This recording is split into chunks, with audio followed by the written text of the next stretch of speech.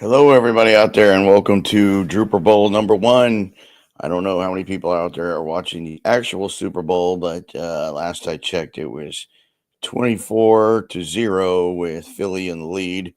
Doesn't look like the Chiefs are going to make it back this year. Plus, I think that football, mostly the Super Bowls have already been predetermined who wins, what, and there's some backdoor meetings and a few calls go a certain way, and they kind of ensure a certain team will win. Hey, Fire Pixie, enjoyed talking to you. That was yesterday, right? I know Ross got back in touch with Lou, by the way, and we'll get it back on. He had some holdover event he went to for his daughter, and I totally understand that. I'm not just defending him because he's a buddy of mine, a long-term buddy of mine. But I have a 14-year-old daughter, so I know how that can go. So that can actually happen. Hey, Malachi. Hey, Underdog. Hey, everybody in the chat that showed up tonight, because I don't expect to be a big group because people are watching the other Super Bowl and not the Drooper Bowl. But hey, Cat Daddy. Always love seeing Cat Daddy because especially after I saw Cat Daddy either defending me or doing something pro Zodcast, pro me on another forum, and I sometimes I see that stuff, sometimes I don't, but Cat Daddy was defending me in a good way, so that like you even more now for that. So I always appreciate that, and it's always a good thing to see. But things have been pretty slow in the true crime world, especially the cases I cover. But a lot of people have been asking for some more Yuba County 5 stuff. Yeah, I heard Musk paid $40 million for the Super Bowl ads, but I don't think I saw one. I watched the first part and didn't see any of the Musk ads. Did I miss him? Was it before? It says you said 40 million. Yeah, for 5 ads. I think I didn't watch the whole first half and halftime, but did any of the ads air? I'm sure I can catch them tomorrow, but did any of the ads come on for Musk? Because I didn't see them. I wanted to see at least one of them to see what that was about, but I did hear that about Musk and didn't see, saw their usual commercials. I mean, the commercials are terrible now. They're just terrible. They're like the old day Super Bowl commercials that were always, they're even more expensive now than they ever were. I don't know how much the 30-second slot or the minute slots go for, but I think some commercials go up to anywhere from 2 to 10 million for Super Bowl commercials. I appreciate it, Greg. Been rewatching the Yuba County 5 videos. Where you are going to do something for the anniversary of Yuba County 5, because I kind of what year will it be? Of course, the boys went missing on the evening of February 24th, 1978. So I haven't even looked at what date the 24th falls on this month. But I've got a private Yuba County 5 group that we do a lot of discussions with. Of course, Tony Wright's in the group. Tony Wright's definitely going to be on. Maybe in some of our other friends that really are deep divers in Yuba County 5. They might have some new stuff that I don't even know about, especially Tony. Tony's kind of had like a little short book tour because I think it's Genius Publishing, if I'm getting that right. That's Tony's publisher for his Yuba County 5 book. Puts together smaller book tours, and I know he's doing some places where he can at least reach by his car. And Tony lives in Michigan. That's no big secret. And I think he might have some further out places that he might be doing some book tours. So if you follow me on Facebook, I'll always repost that if Tony's doing going to a bookstore and doing a presentation on the Yuba County 5. Malachi, okay, you go by Mike, right? Yeah, I remember you, Mike. You have to be quiet sometimes. You can be mean when people make unneeded drama like Tom Voigt. Yeah, there's not a whole lot of drama on here though, Mike. There just hasn't. Hey Jen, we have not had a lot of drama on this channel, and we like to keep it that way. Patty keeps it under control. Once in a while, somebody might say something that could be misconstrued. So if you see a comment disappear, sometimes that can happen on its own, and it's not us. But sometimes somebody can make a comment that can get misconstrued, where it really wasn't meant to be rude or against maybe a family member of a like maybe one of the Yuba County 5, because when I do a Yuba County 5 show, a lot of the family members do tune in because I know a lot of them, of course, like George Madruga or Gary Mathias' sister, Tammy. So you got to be real careful about stuff like that. And somebody said something once that was a little off kilter. I remember when I had my buddy Michael on, somebody was really going after him, and I don't know why. I mean, it was probably something between the guys in the past or something that my friend Michael had written maybe years ago. He's a PhD, and he has a PhD in philosophy. He's a professor at San Francisco State. And somebody was really going after him on a show. I mean, he was still a guest of mine. He's a good friend of mine, very good friend of mine. So whoever that was, I just blocked him permanently. I don't even know who it was, but they were like really going after him in the chat, and it's somebody I didn't even know. So obviously, like right now, I'm just seeing regulars. Fire Pixie talked to yesterday, Muleteer. Always good seeing you, and Muleteers, of course, regular. This is like a bar regulars. Like Cheers is how I like to look at it. So we, that point being, we don't get a lot of drama here. We don't really tolerate it much. There could be some back and forth with certain people, but it gets a little bit contentious. But I'd never say there's much drama. Hey Wesley, appreciate it. Oh, I really love hearing that. Thank you for liking the work on Cheney. It's like if you stay with the Reddit crowd, it's funny how Alan never goes away. Like Alan is the gum on your shoe you can't get rid of, and I agree, because I think Arthur Lee Allen had a part in these crimes. That's why you can't get rid of Allen. That's why there's so much circumstantial evidence against Allen.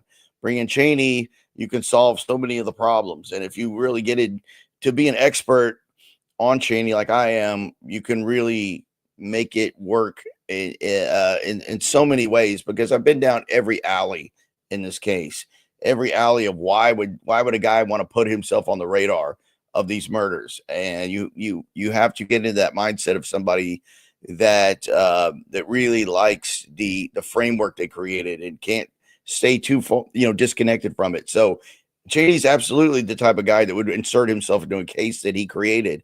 A la BTK, Dennis Rader did the same thing. He couldn't stand it seeing an article in the newspaper that was basically a victory lap for him on the anniversary of his first crime. And I think all the crimes had already been stopped by the time that he had been apprehended for sending in the floppy disk. If that ages you and you know what a floppy disk is, but that's what was, of course, Dennis Rader's unwinding was when they were able to undelete what he had deleted off of that floppy disk that used to go into like Apple IICs, the really earlier Apple computers. And they found that he was had some kind of director position in his church. He was not a pastor, but he had was a director of a church class or something like that. And that wound up being Dennis Rader's undoing. So I think Rader is good. We mentioned this on another show, how, we were talking about copycats. Of course, Eddie Zeta was the New York Zodiac killer, and of course was inspired by the real Zodiac. But I think Dennis Rader, if you talk copycats of Zodiac, I go to Rader for a lot of reasons. I think Zodiac was a lot smarter, but just really go to Rader. Hey Darnell, how are you? I know Darnell always contacts me. It keeps me going, and I like when I hear from Darnell, I think, man, yeah, I feel bad if I miss the show or not, because Darnell constantly says, man, I can't wait for another show, and that really helps. Darnell, really appreciate you. You've been a good friend for a long time. Greg, maybe the wrong person to ask, but did an interview with Ned DeHaan in a series he did with Zodiac Expert, but I can't find it on YouTube. Yeah, you're talking about that was the Zodiac Killer channel, Greg, and that was done by a couple of guys in England. And it wasn't Richard Grinnell, by the way. It was Steve Beaumont, maybe was one of them. I might be screwing that up, but it was, I think, two guys, and the main one was Steve. I think his last name was Beaumont, but it was called the Zodiac Killer channel, and Ned was the host, but it was not Ned's channel. So Ned did not have anything to do with the channel being taken off of YouTube. I really think those guys did great work. Those videos were great. It's really a shame that they got taken down. Because they were so good. I like the interviews with everybody, with Horan and man, you name it. Where he had a lot of good ones on there. Soren Korsgaard was on there, who I like. I really like Soren Korsgaard's Zodiac Killer profile. I think it was I'm trying to remember the name of his book. It's got Jack the Ripper in the title, but it's about Zodiac. America's Jack the Ripper. There you go. my memory's finally starting to come back after the reason I've been out for a lot is just things got really heavy at the day job. But I'm back at it now. So I'm just kind of like casually getting back into things. Have I ever heard of the theory of JJD's brother being involved with this crime? Oh, you're talking about you're talking about Joe D'Angelo? I'm not sure who JJD is. I'm thinking JD. I would think of Joseph D'Angelo, the Golden State Killer. But I'm a little rusty, so sorry, I haven't done anything in so long. Oh, so you said yeah, Wesley. I never heard of anything about Joe D'Angelo's brother, but it's an interesting to bring that up. I'll look into that. Now, I've never, no one's ever put Joe D'Angelo's brother on my radar at all whatsoever. Dash Lamar, that's an interesting name. Thanks for showing up. It's the first time I've seen you, at least under that handle. So welcome to the show, especially if it's your first. Appreciate it. Hey, Plate C. Very sad the videos went down. Yeah, it is. I don't know why they took them down. I could ask Steve, but I narrated not one whole show, but maybe half of a show once for those guys. And then, of course, I was one of the participants in an interview with the experts they did. Of course, Ned narrated, I think, all of them, but Ned had nothing to do with them being taken down because it wasn't Ned's channel. They just used Ned to do the narration, and that helped because a lot of people already knew who Ned was from BBOR. But I think they really thought they were going to make money at it, and I really could have warned them in the beginning, you're not going to make money at this stuff. This is not a money-making endeavor. I'm sorry. It just isn't. I mean, maybe if you get 1 million subs somehow, you're definitely not going to do it on one case, even one is like the Zodiac. I mean, you're just not. I mean, even straight up true crime, if you're like a good storyteller that people want to listen to when they go to bed at night, like maybe like Mr. Ballin, which I think his last name is really Allen, but it's Ballin. He's called, like, the YouTuber, tells a lot of stories. Guys like that might get 1 million subs or whatever, and you could kind of make a living off of monetizing your channel. But I mean, even at 100,000 subs, you're not really making anything that I would call significant money. So why subject people to commercials unless you're going to make something at least moves the needle financially? So I that was just my sense, and that's my own personal opinion, is I think they were frustrated it wasn't making money, so they just took them down. So I'm sure they still have the videos, and I wish they would have left them on YouTube, but they didn't. And hopefully they're not destroyed, or they just went away with, they deleted their channel. Hopefully they're backed up, because there were some great interviews. They would show the streets of San Francisco, and they would interview. Like, I even really enjoyed Mike Rodelli's interview. I mean, I even if people have different suspects, I love listening to their point of view. Like, I want to have Mark Hewitt on. If Mark's watching, we'll reach out, because we have a good mutual friend in Noreen. And Mark just seems like a really nice guy. So I have a lot of respect for Mark and a lot of these other guys that have suspects and ones that don't.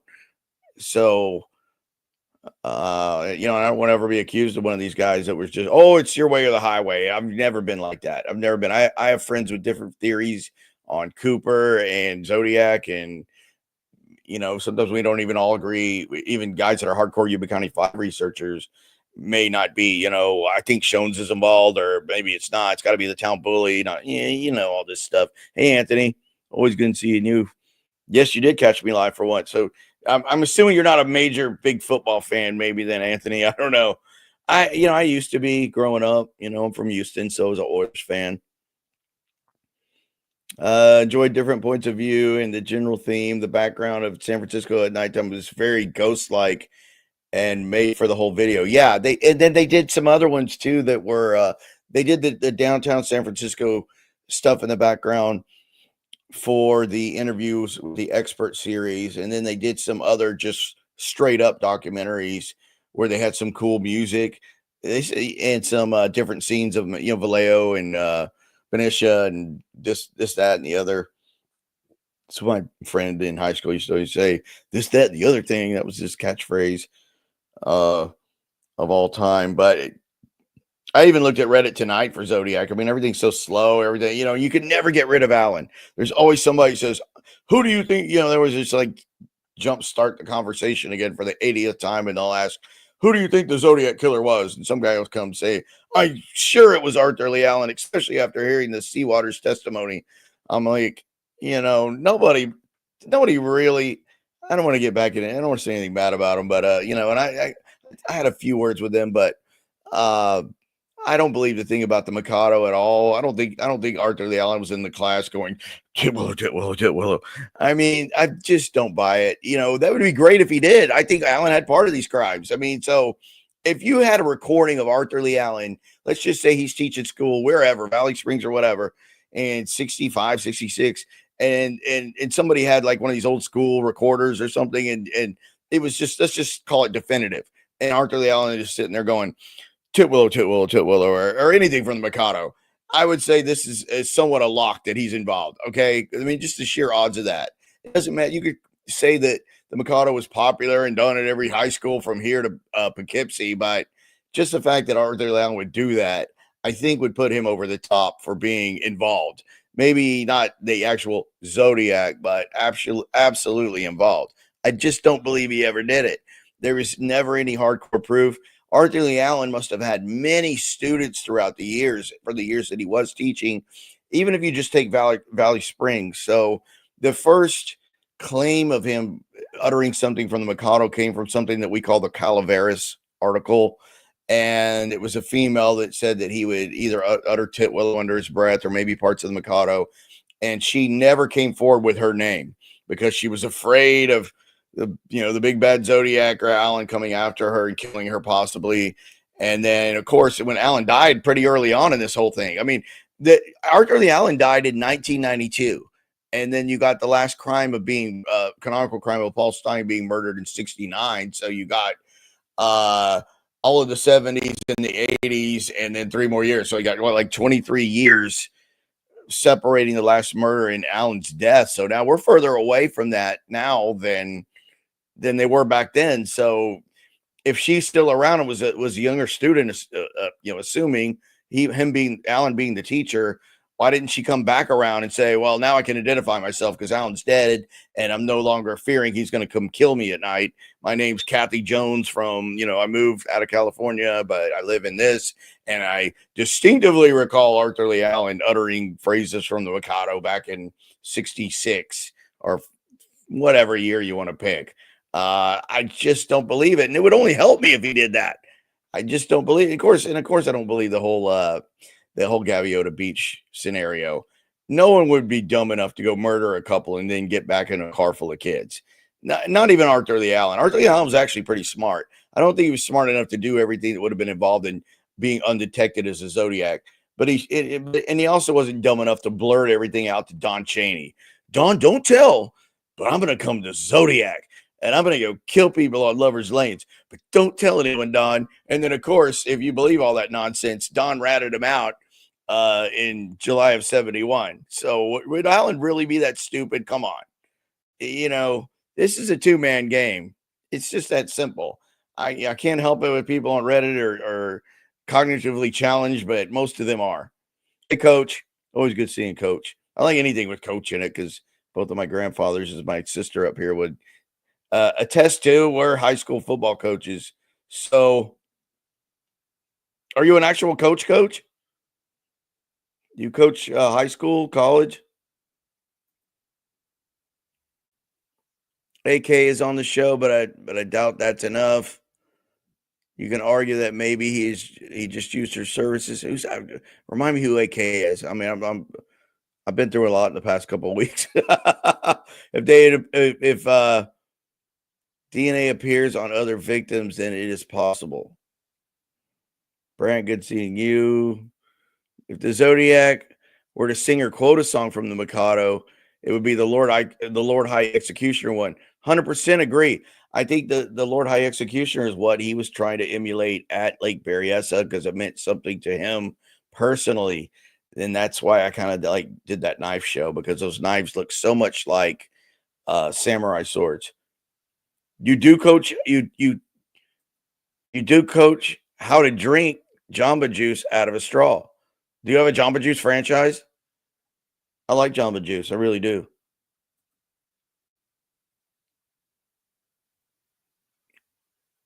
Aaron Kosminski. Is that the guy from the? I can't remember. I'm like drawing blanks. Oh, that's Jack the Ripper suspect. Somebody said, "Oh, the deal with the DNA and the Jack the Ripper suspect." I only briefly read about that. My friend Noreen had an article up about it, but I guess it wasn't that big of a deal because people were still quoting, "Oh, I still like whoever is a suspect for Jack the Ripper." But I'm not really sure what the news was with this Jack the Ripper and the Jack the Ripper DNA. I mean, that'd be stunning if you could solve Jack the Ripper with DNA 120 years later. Would be incredible. You really think that ALA did only one murder? Yeah, Blue Rock Springs. Vallejo PD thinks it's Allen. They do. They really do. They still do. They might not say it, but they do. Vallejo PD still believes Allen did Blue Rock for what it's worth.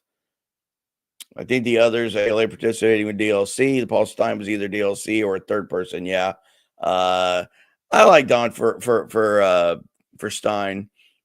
And then Lake Herman, I really honestly don't know. So I just don't go heavy in on Lake Herman Road for the killer.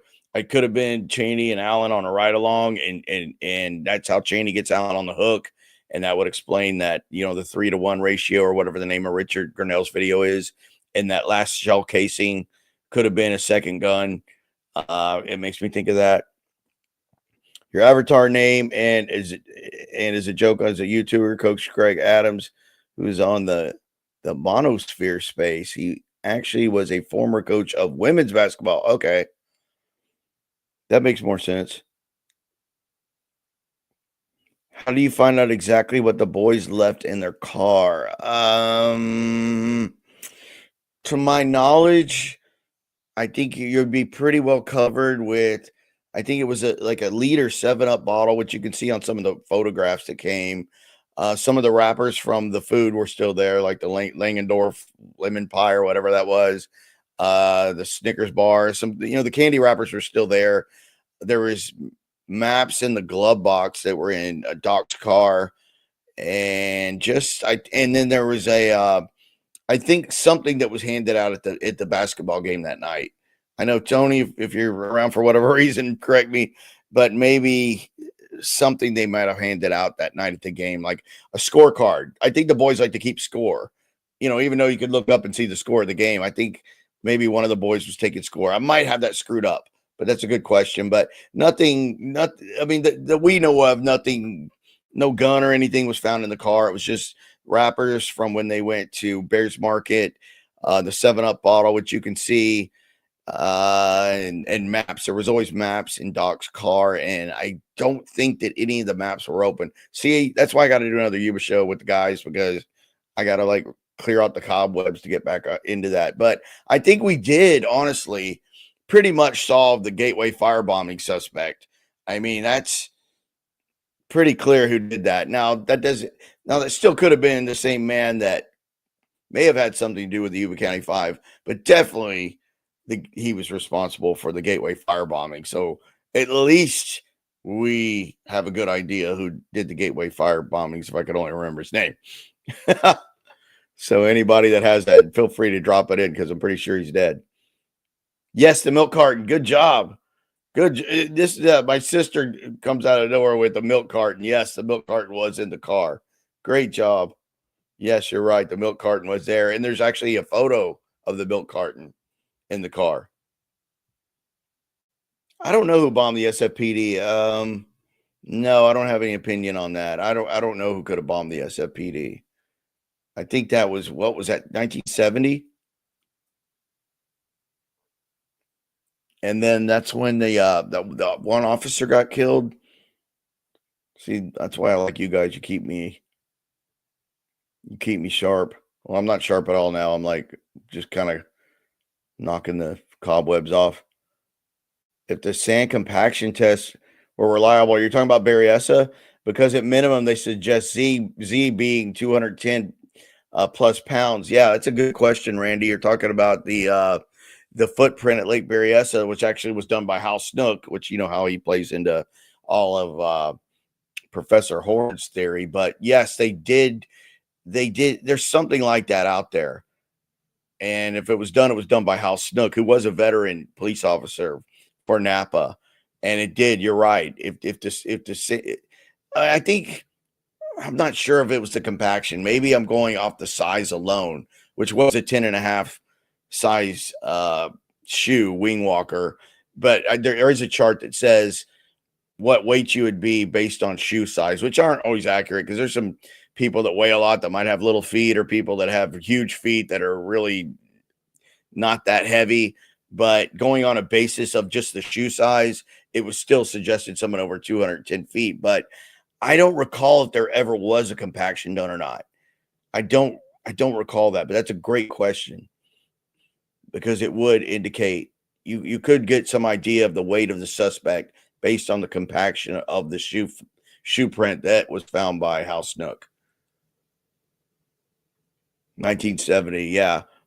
Weather Underground is as good as guess as any for that. Yes. Cat Daddy, Weather Underground, probably Blom. Yeah. I lean that way myself. 10.5 is the most common shoe size in the U.S. I think the weight was due to the depth. Okay. If it was done by Hal Snook, if you want to Google it. If it's anywhere or in the police reports, go to Butterfield's site, which is ZodiacKillerFacts.com. It might be on there, if anywhere. I do know one thing for sure. Arthur Lee Allen never owned wing walkers, and they definitely never found wing walkers at Allen's home. That's bunk. That's gray smithing. Allen and Cheney were the same height. They were both 6 feet tall. Well, I was corrected on that. ALA was always battling his weight, but this is weird.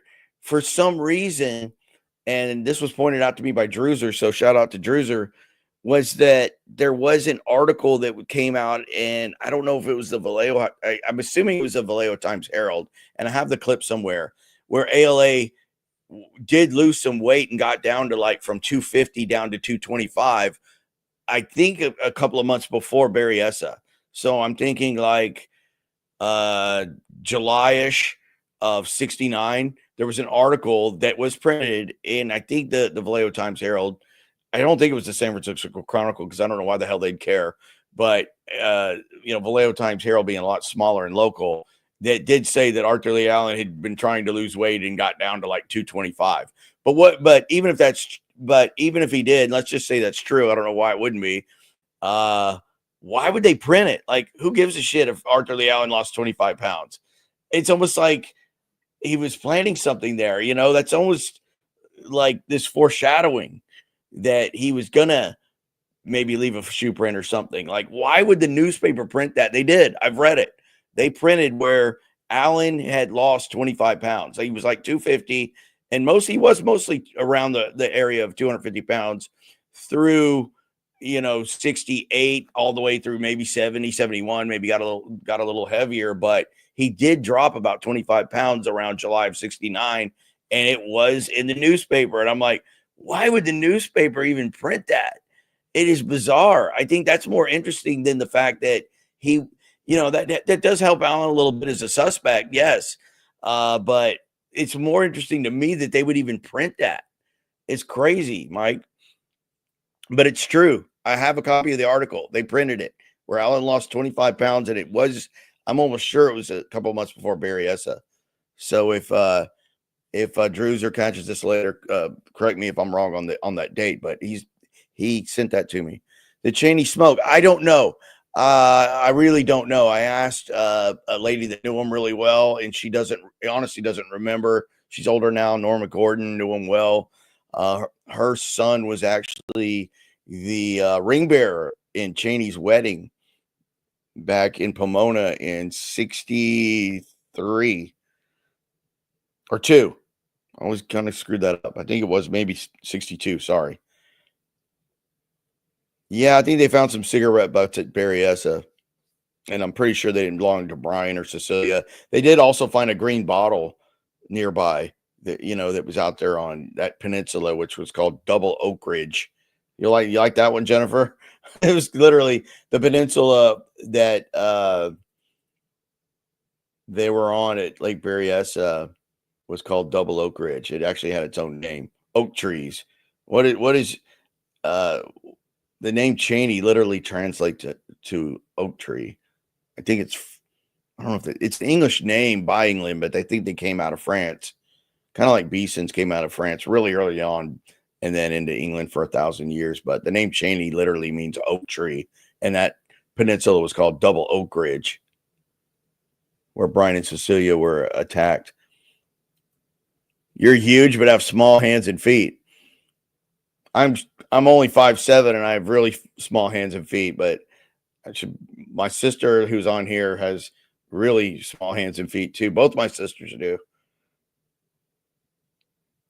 The DB Cooper wore wing walkers. He could have used them. Actually, Cooper wore Tina Mucklow's the only person that commented on DB Cooper shoes. And she said they were ankle high, which would give you a little height, something like a dingo boot, I heard it's called, but an ankle high and a pebble grain. I guess she meant that the color is she called it a pebble grain. So I don't even know if Ryan's on, help me out, but he was not wearing loafers. DB Cooper did not wear loafers. The only person that commented at all that saw the shoe that remembered anything about it was Tina Mucklow, and she said ankle high and pebble grain regarding DB Cooper's shoes. And since you brought DB Cooper up and not me, let me put this back up. Here's our buddy Ted, my favorite, Ted Braden, and there's a new researcher who's just jumped into Ted Braden big time, and I love it. He is really, but he doesn't really want his name mentioned, and we're in a private group, and if there's then there's a bigger all kind of pro Ted Braden group, but it's not all Braden all day. It's just kind of another sub Facebook DB Cooper group, but I'd say mostly pro Ted Braden. Well, I'll just call him T-Raj, but T-Raj has been doing some yeoman's work on all things Ted Braden. No smoking gun yet, honestly, but he's found some stuff that I didn't know, such as Ted Braden going by the name Charlie at the end of his life, which is really wild because obviously Braden was in Vietnam early and the enemy was called Charlie. Like I've interviewed some guys that knew Braden early in Vietnam and they'll say Charlie, like Al Keller will just call the MVA Charlie, that like they did. So that he was able to find out, and he found some people that knew Ted towards the end of his life. When he died in 2007 in Stroudsburg, Pennsylvania, that he went by the name Charlie. So this, like this says here, old man Charlie. This picture, kind of an age picture of Braden, even though it was an earlier picture, but we actually found, or he found, I'm giving him all the credit for this, found great stuff. Some people that knew Charlie, and we, for a fact, know that he died in a hotel room. He was totally destitute, probably had horrible PTSD and alcoholic, but he would come out to a park and he knew, kind of like the locals kind of knew him as old man Charlie. It's just mind blowing to me that he would use the name Charlie, coming out of Vietnam. But I know that Braden hated the ARVN soldiers, which were the pro Vietnam fighters that were on our side fighting the NVA and the Viet Cong. So that maybe plays a little into it, but I think he was still pissed off about getting snubbed about not being able to rejoin the army. But when Ted Braden died, he was going by the name Charlie, which I didn't know. It's not even in the book because this guy went out there and just really did some hard digging, and he's going to make a podcast about it that I'm going to help as much as I can, time permitting, but all that new information is going to come out about it. It's just so wild that he died. As smart as Braden was, he was just really mentally screwed up and just like going by the name Charlie. But it's interesting because one of a lady that knew him, who was younger, of course, said he was very polite towards women, like Cooper. He said, ma'am. He told her, ma'am, sit by me. I won't bite, or whatever, like something that Cooper said. It's good stuff. So really looking for every new thing he finds, because it's always nice to have a fresh set of eyes on something like Braden. But no, I never found out if Cheney smoked or not. Now, we do know that Cheney wore glasses in the mid 60s all the way up to the late 60s. I have photographs of that. I think that's about right. Yeah, ALA was about 230, 240 in October 69. I'd agree with you, Randy. I totally agree with you on that. if the article was right and he was around 225 in July, he'd probably already put it back on at the IHOP. He probably walked across his front yard and to the parking lot of the IHOP on Tennessee Street in Vallejo.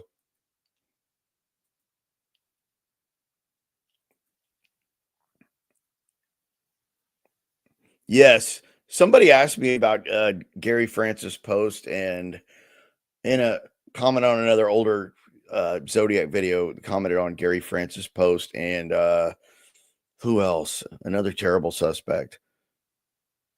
I can't. Earl Van Best Jr. And I wasn't trying to be an a-hole or anything back to the guy, but I just said, in all things Zodiac, I mean, like, obviously I'm a Cheney Allen guy, and I don't, go anywhere else, but I will look at other suspects, and some are better than others. And I just said, in the general, whatever you want to call it, Zodiac community, maybe it needs its own name, like the Vortex. When we say Vortex, we mean all the DB Cooper researchers. So Zodiac probably needs its own name. Maybe I'll find one tonight. But if anybody has any ideas, throw them out there, because the Vortex actually, of course, that's the name of Darren Schaefer's all DB Cooper podcast. Good friend of mine, Darren Schaefer. And the suggestion of Vortex, or it coming up at all, came from a guy named Mark Metzler, who's a super smart guy. I met him at CooperCon. Love Mark. Mark is actually credited with calling it a Vortex, and I think Darren took the name for the podcast from that. But if anybody has any ideas for Zodiac, let's make it happen, because somehow Ned credits me for coming up with gray smithing, so I just accepted that mantle, because maybe I did say it in some long rant one night. I can't remember if I did or didn't, but I get credit for the term gray smithing, which is where Robert Graysmith likes to stretch the truth out. But I did tell this guy, Fire Pixie, that Gary Francis post and Earl Van Best Jr. were literally at the bottom of the trash heap of Zodiac killer suspects. Just being honest.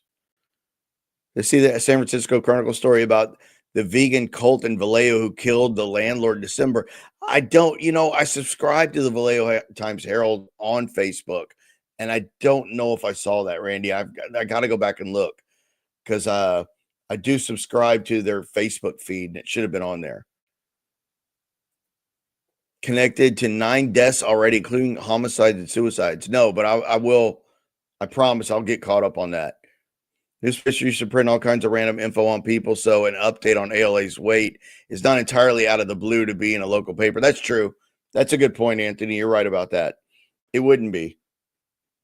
But it's still a little strange because it's Allen. but no, I get your point. Yeah, they would just print random crap because it's a small town paper.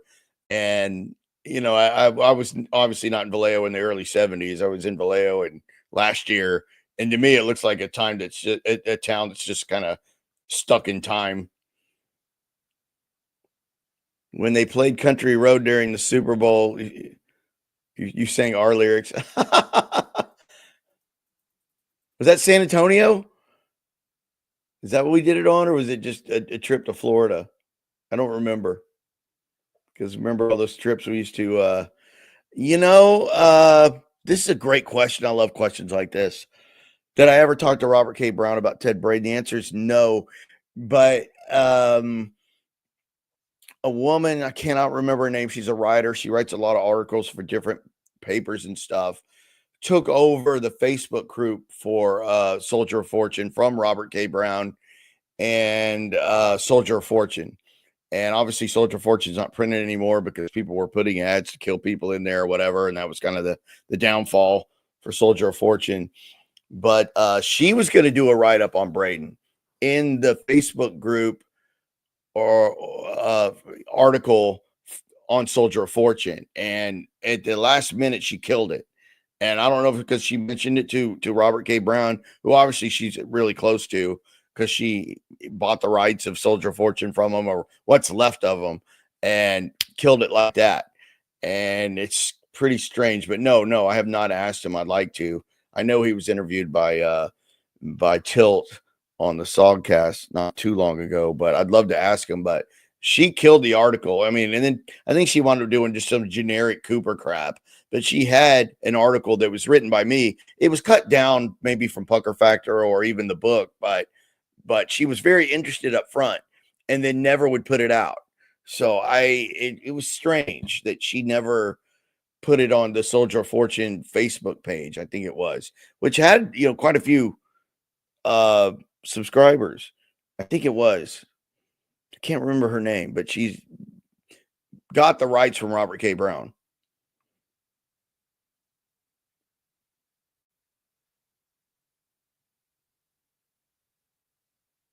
Oh, Braden knew far more about skydiving than McCoy. I mean, McCoy, even by his instructor, I think is still alive. Thought that McCoy spun out too much. He did not think McCoy was that good of a skydiver. He thought he was average at best, and that was his instructor in America for sports skydiving. McCoy was a badass. Don't get me wrong, but he was not that great of a skydiver. He did make it to the ground though. He made it to the ground with the money, all the money, and even more money than Cooper. He had $500,000. It's just all the mistakes McCoy made. I don't think Cooper would have made, like having Pete Zimmerman drop you off. And I had to make sure I was right about this because I don't like to spout stuff that's wrong, because I saw two different things and I wanted to make sure I was right about it. That when McCoy got hitchhiked to get home after he made it to the ground during his hijacking, I'm talking about, of course, in 72, a young 16-year-old Pete Zimmerman gave, hitchhike. They went to the, what do they call the high top or whatever, and got the hamburger and milkshake or what, and used some of the rent. And I think McCoy used a little bit of the ransom money. He left the rest of it at Culvert and he went back and got it. But Pete Zimmerman did drop McCoy off after his hijacking exactly at his home, not outside of the subdivision, not down the street. He dropped him off at his house. I'm telling you right now, DB Cooper would not have done that in a billion years. DB Cooper was too damn smart. Even if you don't like Braden for Cooper, or anybody out there doesn't like Braden, you got to know enough about DB Cooper that he wasn't that stupid. I mean, he asked for the notes back from Flo, Tina. He was just too slick. He didn't do everything perfectly because he had to kind of adapt to the situation. Cooper did, I'm saying. But McCoy made so many mistakes, even though he got away with it. He got caught in short order. Of course, he got caught, I think, 2 days.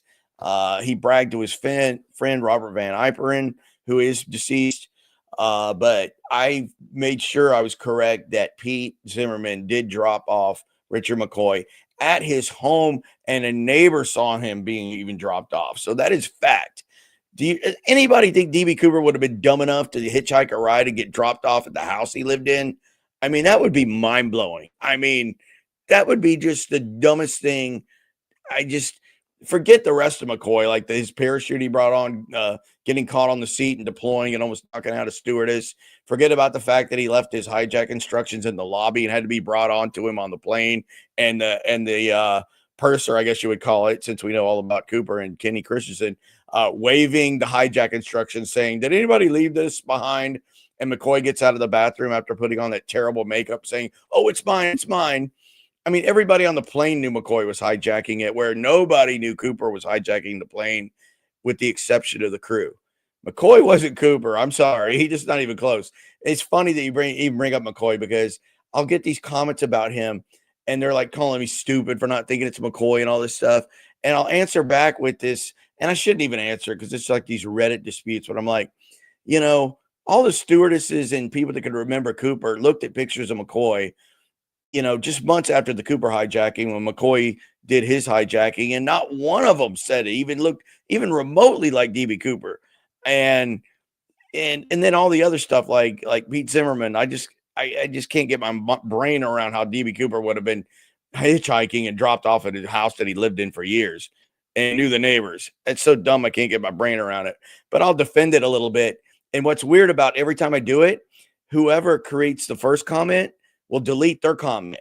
So then it'll delete the one I wrote below it, even on my page.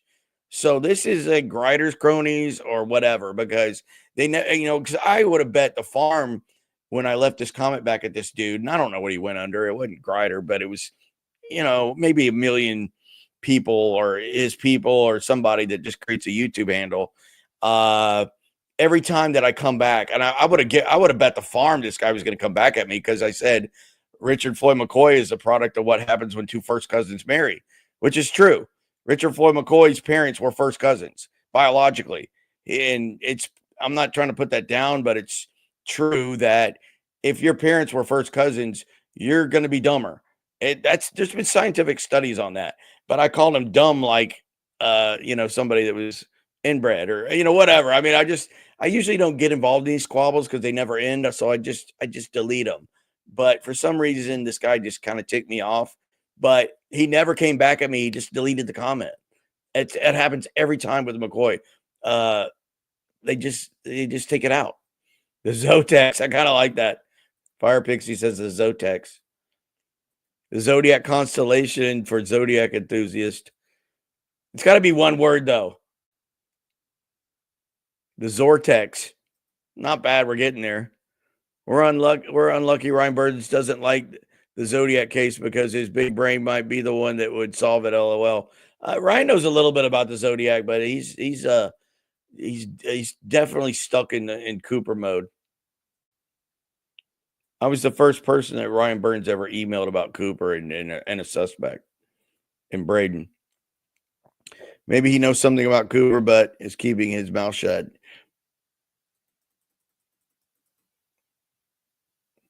The Goodbye Cult. I kind of like that. Is that a band? The Z Zone. That's not bad, Anthony. The Dawn Crew. I like that. The Drew Crew. Blue Rock Oyster Cult. Love Blue Oyster Cult. Steve is on a roll. Like Herman's Hermits. I like that. Beast and Air. Beast and Air sounds really English. I like that. That has a nice English zing to it. Very British. Zortex sounds like a drug. Got any? Zodiacologist. Yeah, there's somebody came up with the term synchronicity for like just coincidences. Like, are these just synchronicities? I don't know who came up with that. It wasn't me. I think people know. Druzer and Richard Grinnell know. The Pinlight 22s. I kind of like that. I kind of like that one. That's kind of right now. That's my favorite. I'm going Pinlight 22s. I like, but the Vortex was just so catchy for Cooper. So Zodiac definitely needs one that is as good as a Vortex, and that's going to be hard to find. I mean, we don't have anything for Yuba, but we got to be careful with Yuba because there's family members and stuff. I mean, there is in Zodiac too, but Cooper's easy because no one died. But I'm not trying to downplay any of that, but you got to be careful when there's actual victims. Obviously, Zodiac has victims, and their siblings are still alive. Like, I know Darlene Farron's daughter survived because she was a baby at the time. She was a dental hygienist. She's married with 2 grown kids. Betty Lou Jensen's sister's still around. She has a daughter. I'm trying to think. I knew somebody that knew Paul Stein's ex-widow well. Just thinking about it, I think she definitely moved out of the Bay Area and was living in Massachusetts, somewhere far northeast where she was living. Was it you that was telling me that, Randy? Like, she moved. Was it this December she died? Because I heard she moved. If you know anything about her, let me know, because I don't know if it was you or somebody was telling me that they knew of her pretty well. I don't know if they were on a first name basis, but they knew that she lived in their town or something. And it was like New Hampshire or something. I might be screwing this up. Yes to what? So she died in December. You think? Because somebody was telling me she was living northeast. So if you know about that, at least let me know if she was living up in the northeast when she passed away. Paul Stein's widow. God, that's just so tragic. I did have the opportunity of meeting one person that knew Paul Stein well, really well, Cliff Groff.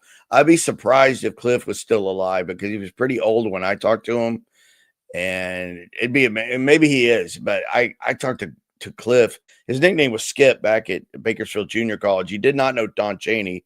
He knew Paul Avery very well, and when we were talking about Paul Avery, he said, "Did I tell you that I knew Paul Stein?" And I was like, "What? You knew Paul Stein, the Zodiac killer victim?" He said, "Oh, very well. I was his teacher at Fresno State College." I think I'm getting that right. I forgot it before, but he knew Paul Stein from Fresno State and said he was the most lovable guy you would ever meet in your life. He was a class clown. But he was very shy, like painfully shy. Like he was surprised that he ever even got engaged because Paul was so shy he could hardly look you in the eye. He said literally, and I'll quote Cliff Groff, who knew Paul well. He said he was the sweetest man I ever met in my entire life. Just breaks your heart. He said when he heard that the Zodiac had killed Paul Stein, he literally wanted to go find the Zodiac and kill him himself. I mean, because he just couldn't get over it. Wisconsin, I think you're right. Did you tell me that? Somebody did months ago. Somebody told me that they knew that she was living, Paul Stein's widow, somewhere up like Wisconsin makes sense to me. Even though when I think of Wisconsin now, I think of godforsaken, cat-killing scumbag Stephen Avery. And a good friend of mine, Packer Jack, if you know who Packer Jack is, from the Vortex, John Limbach. I always want to say Limbaugh. Sorry, John. Limbach lives not too far away from where that crime happened with Stephen Avery and Teresa Hollaback. If you're from Wisconsin, you'll know it, or anybody from Wisconsin knows that case really well, of course, where Teresa Hollaback was killed. And John told me by no uncertain terms that he felt Avery was guilty, just being from the area and not being located too far away from where Avery had his junkyard where Teresa was killed. Yeah, he is. He's a good friend. I could listen to John talk for hours, man. We had a few beers and rattle off like 2 hours of just whatever. I mean, it's some Skip, who Skip knew, because he likes, we're pretty sure maybe that Braden knew Skip, which is all interesting, and then you get into people like Lyle Cameron and JFK and Jack Ruby. One of his last phone calls was to Lyle Cameron, who ran the drop zone at Lake Elsinore, where Lyle Cameron said that he thought that he encountered DB Cooper 2 months or so before the hijacking, and he was wearing Spitshine Cochran boots. Of course, Braden was a Cochran wearer, but I am interested in Skip, even though I'm a Braden guy. But we agree to disagree on certain things. But I love hearing John talk about Skip and all things Cooper, JFK, or anything. You're from northern Wisconsin. Do you think Stephen Avery's guilty? I'm sure you followed that some, Fire Pixie. Yeah, it's a good book. I highly recommend. And a good friend. PD and the San Francisco F-ups. Yeah, well, yeah, it could be.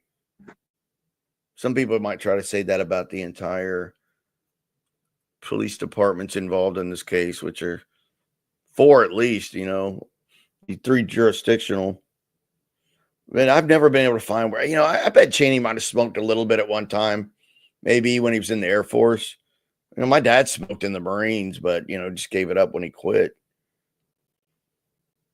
Vallejo did good work. I think Vallejo did decent work at the time, but they did bad work later. Like letting somebody that wasn't really media have access to the letters. You forgot RFM's parents were first cousins. That's a fact. Yeah. I mean, I'm a genealogist, so I'm always going to know things like that. But they were blood first cousins. Blood. Nobody was adopted here. They were blood first cousins, no doubt. Dan Greider. Pretty funny. Man, Greider's out there. But I'm telling you, I mean this. Every time somebody leaves something pro McCoy or says, you're an idiot if you don't believe it's McCoy, I left this one just, I don't know. For some reason, this person kind of set me off. I've learned over the years to just let a lot of these things go because I don't want to get in a Reddit spat. I'm not making a penny off of this stuff. But I really went after this guy. I just said, you know what? You're as dumb as McCoy. He was a product of when first cousins marry.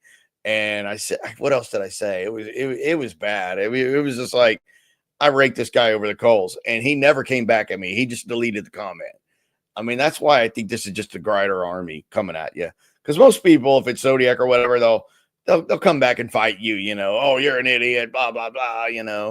And they didn't. They just never came back at me. They just deleted the comment. So when they delete their comment, my rebuttal goes away. Like maybe they didn't want, like Ryan said, Ryan Burns famously said, told me and predicted it well. Ryan said, Greider's not going to really come after me because he doesn't want to get me any more viewers. And he was right about that. Ryan was spot on. And after Grider found the fake parachute, which we all know now that Dan Grider did not find McCoy's parachute, it was an Air Force parachute. Ryan does a great job of debunking that. His video has at least 30,000 views now, which is really high.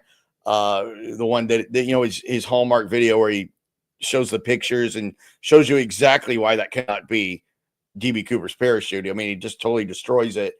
And he correctly predicted that once it's found out for sure and people give up on that stupid parachute, that Grider's just going to go all CI cover up. And that's, I mean, he did it like Grider did it like 4 hours later. It was already claiming this was, you know, some CIA doesn't want to be embarrassed because they knew it was McCoy, all this nonsense. But Ryan, shout out to Ryan because he really did predict that. Yeah, McCoy was prime Mormon stock. He taught Mormon Sunday school. I'm the only one that ever interviewed anybody that was in Vietnam with Richard McCoy. No one else even bothered to did that. His name's Norm Ben Dixon, and he was in with McCoy on his first tour on Captain Blagg's team, which McCoy was a Green Beret on his first tour. And then when he was a helicopter pilot, he was not as a Green Beret. It was just whatever duty as a helicopter pilot, but not Special Forces then. He just got another assignment, but he was a Green Beret. His first tour was in Special Forces. He was on a demolition team, not like to be kind of like what Navy SEALs later became. Not underwater, but just demolition guys. And he did get a CIB on that tour, which is a combat infantry badge in 1964. His commanding officer was Captain Blagg from Arkansas. But I talked to Norm, and I said, Norm, did you ever see Richard McCoy smoke even one cigarette in Vietnam? He said, hell no.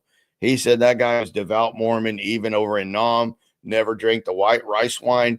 And it was a tradition in Vietnam for the soldiers when they went into the friendlier villages, which may or not have been friendly. They at least acted friendly at the time, but it was a tradition for the USGIs to sit and drink that nasty, disgusting rice wine out of a tube.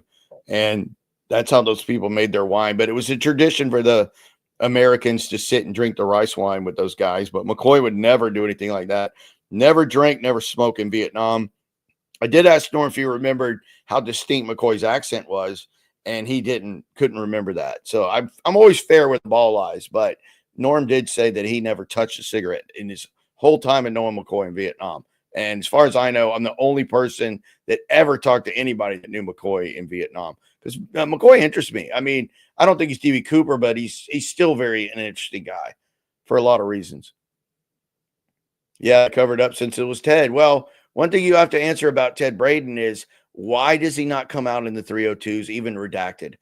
It just makes no sense, because when the hijacking happened, they weren't so stupid. They went and asked people in Air America, hey, is this one of your guys? Because of the way it was done. He was using the exact same flap settings, speed settings, slow, the plane flying low and slow, but the 15-degree flap settings. It was the exact template of Air America, who were some ex-smoke jumpers that were jumping to 727 in Thailand, in Vietnam, and they looked through every one of those guys. So of course they asked Special Forces, does this sound like one of your guys? And they all said, Braden.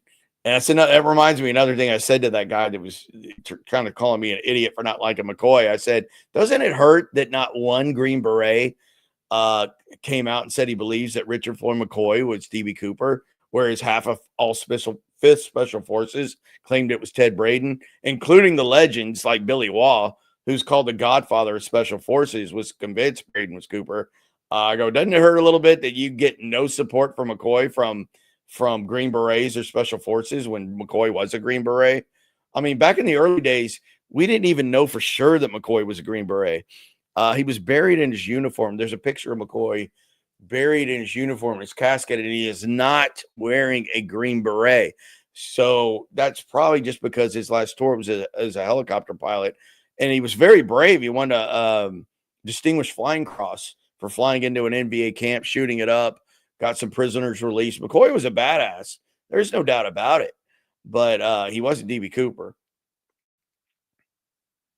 I think McCoy was a good guy at heart. I think he really did. I think he just gave into the pressure from his wife. I mean, his wife was really riding his behind. I'm trying to clean up my language about money. I mean, she was constantly, her name was Karen Burns McCoy. Kind of funny. Her middle name was Burns. I always give Ryan grief about that, but no relation. But she was constantly riding him, and he desperately wanted to go back for a third tour. And she said, "No, you're not doing it. I'm not allowing it. You're stuck teaching Mormon Sunday school and working in the National Guard with your buddy Robert Van I think it was Robert Van Yperen. But she was flat out against him doing a third tour, and she was constantly on his behind about money. And of course, she did participate in his hijacking. So that's what led to the lawsuit for having Rhodes and Calamay's book. I hope I'm saying it right. Calamay. Somebody said it different once, and I thought, am I screwing that up? But it was Bernie Rhodes and Russell Calamay that wrote the Real McCoy. That's why the book had to get pulled, because it was implicating Karen. Well, no, it was pulled because it was implicating her in the Cooper hijacking, not McCoy's. We know she participated in McCoy's hijacking, but there was no proof at all that she participated in the Cooper hijacking, because there was no proof McCoy participated. So she sued and won, and part of what she won was the fact that Rhodes and Calamay had to pull all the books off the shelf immediately. That's why to this day, if you find one on Abe Books or Amazon or wherever, if you find a copy of the Real McCoy, it's worth at least 70, 80 bucks or 100, because only a certain amount got printed before she won the lawsuit and the books were pulled. So at that time, they lost the lawsuit. Obviously, they couldn't make their case that McCoy was Cooper, because she wouldn't have won the lawsuit. Simple as that. No, you do too? Yeah, you made some good videos. I mean, I remember that's how you got on my radar, Anthony, who's got a great channel, the Anthony R.R. Mills Show. You see it right there. If you click on that, you can get to the link to Anthony's show. He does a lot of heraldry. He does some stuff about Scientology. Actually, man, since you're there, I was in a discussion with my friend's wife about Scientology, because I have another guy that I know through another person, but I know him personally too. His wife is very high up in Scientology. Uh, Very high. I'd say top 10 people in all Scientology. And I can't say her name, but she's very high up. He's an avid member, I'd say, but his wife is very high up. I mean, they've already given all the money over the years. I mean, they've been Scientologists for over 20 years. So they've gotten to what's the final point of Scientology when you get to read the book, and it's the big letdown that Leah Remini talks about with Scientology. But we were talking about where Shelley might be.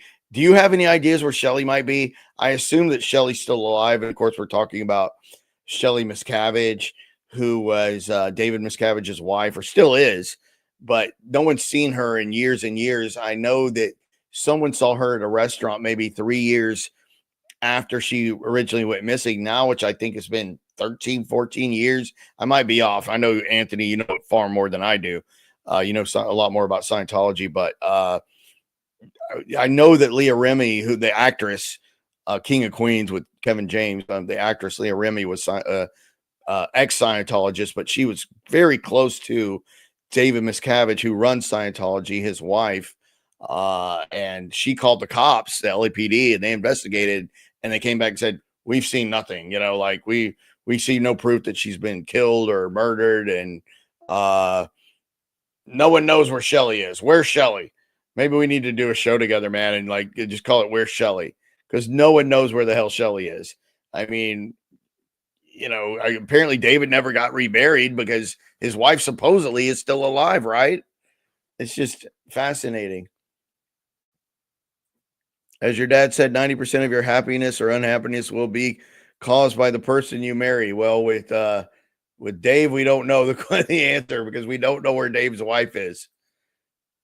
I just want to know Anthony's opinion, if he can say if he believes Shelley is alive, dead, if she's being held at Sea Org or a Scientology compound in California. Does anyone know?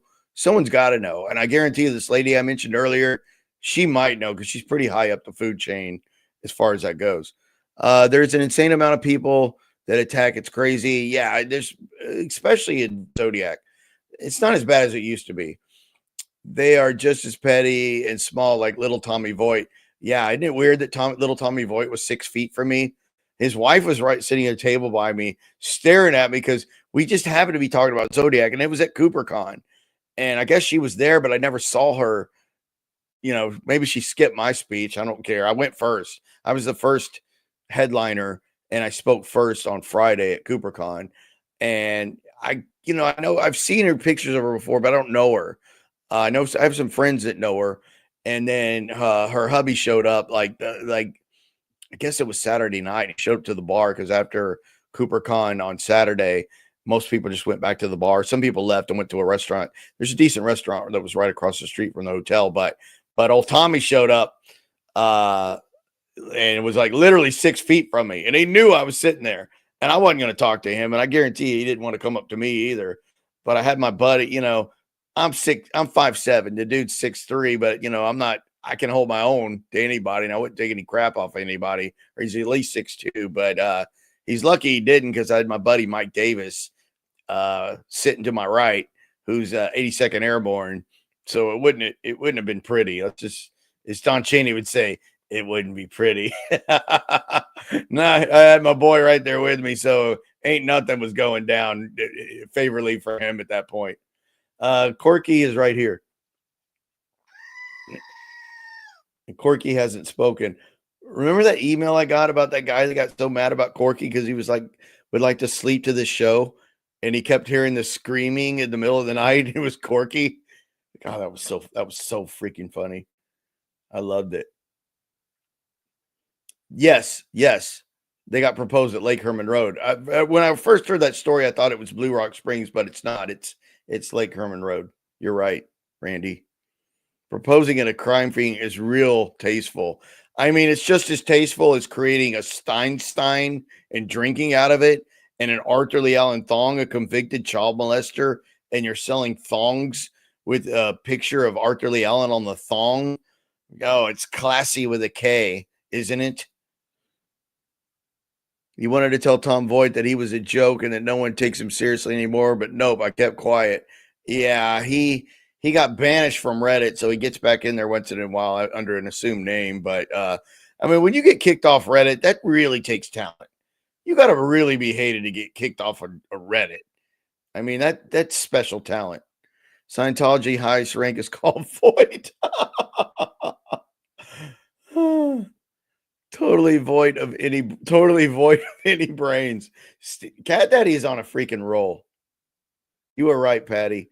He is on a roll. Yes, you didn't see that? There was a whole article about it. I knew about it before, but Daily Mail did you'd almost have to call it a hit piece on the guy. Like, he must have really pissed somebody off in Britain other than Richard Grinnell, because Richard didn't have anything to do with it. Richard doesn't work at the Daily Mail as far as I know, but somebody that works at the Daily Mail hates his guts, because, I mean, that was a real hit piece. I mean, everything they said was true. There's no slander in truth, and I can tell you it's true. But, man, I mean, I almost felt sorry for the guy, and he hates my guts. Yeah, that was a good one, Steve.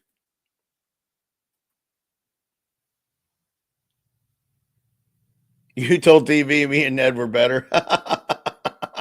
His ego is too big for his small head. Yeah, and he must be getting killed now, because I think his only source of income was that goofy website. And I mean, the case is just kind of wane and go. Zodiac's popular. I like it. But we definitely need something new.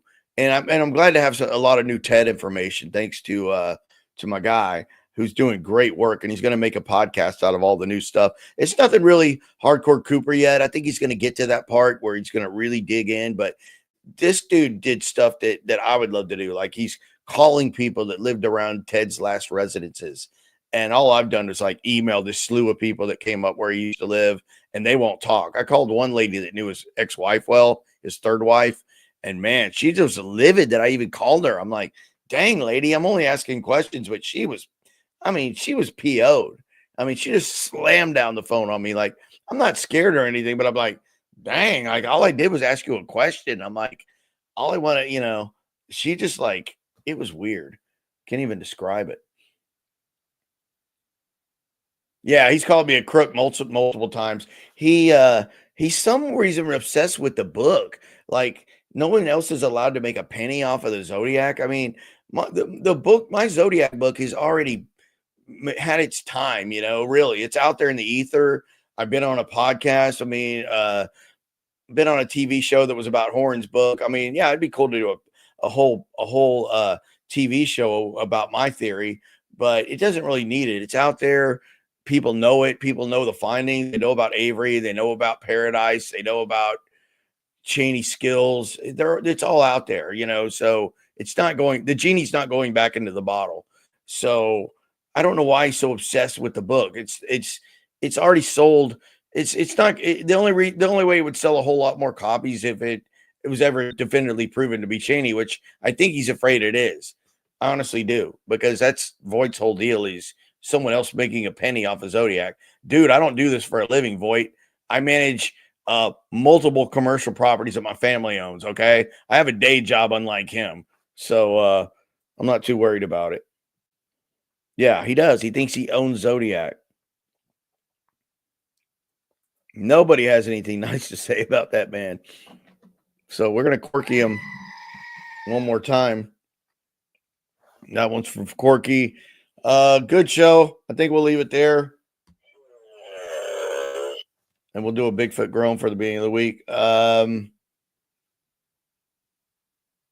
is there? I got to check that out. So Anthony says there's actually a number of episodes on YouTube titles. Where's Shelley? Of course, that's Shelley Miscavige, the current Scientology leader's wife. So I'll have to check that out. So thank you for putting that up there. Who knows? I mean, maybe they need a trash man in Portland. I don't know, but he has a record. Maybe they won't hire him. You can tell I'm not too friendly towards him because he's obsessed with the book. It's like, dude, the book has been out for like 5 years. And the book even said, like, he was nitpicking for, like, I called the murder of D. Farron July 4th, which is really, she didn't die till the early morning hours of July 5th. And he's like splitting hairs over that stupid shit. It's so dumb. It's been out for 5 years. Even Ned read all the this misinformation, and it was a nothing burger. Peace, Cat Daddy. Argent, good seeing you. Good seeing everybody. I'll definitely be back next week. I assume the Drewperbowl is still on, but I appreciate everybody that stopped by the Drewperbowl. We did pretty good. We had 40 people. Not bad on Super Bowl Sunday night. So everybody have a good week.